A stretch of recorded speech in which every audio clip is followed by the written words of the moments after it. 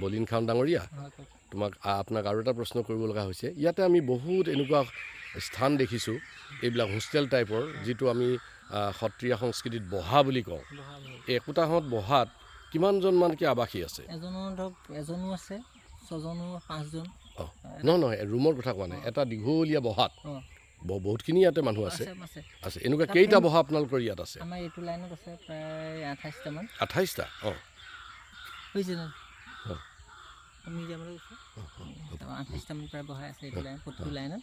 এনেকৈ মানে দক্ষিণ হাতীত 6 ঘৰ 6খন বহা আছে দক্ষিণফালে 6 ঘৰ দক্ষিণফালেহে 6 ঘৰ আছে দক্ষিণফালে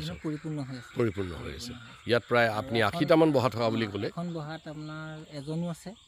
কোনোবা এটা বহাত এজন থাকে কোনোবা দুজন থাকে এজন আছে কোনোবা এটা বহাত 2জন 4জন 6জনলৈকে থাকে পৰিয়ালৰ আমাৰ কোনো তেজৰ সম্পৰ্ক নাই তেজৰ সম্পৰ্ক নাই আমি মাক দেউতাকে ল'ৰা এজন দিছে সত্ৰীয়া সংস্কৃতি ডাঙৰ দীঘল কৰি আধ্যাত্মিক শিক্ষাৰ লগতে একাডেমিক শিক্ষাও লৈছে সেইখিনি আমি অভিভাৱক হিচাপে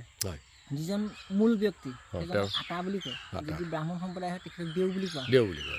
হয় ক্ষুদ্ৰ সম্প্ৰদায় হয় তেখেতক আটা বুলি কোৱা হয় তেখেতৰ তত্বাৱধানতে মানে বাকী যিকেইজন আছে তাৰমানে আপোনালোকৰ ইয়াত মূল বহা 80টা আছে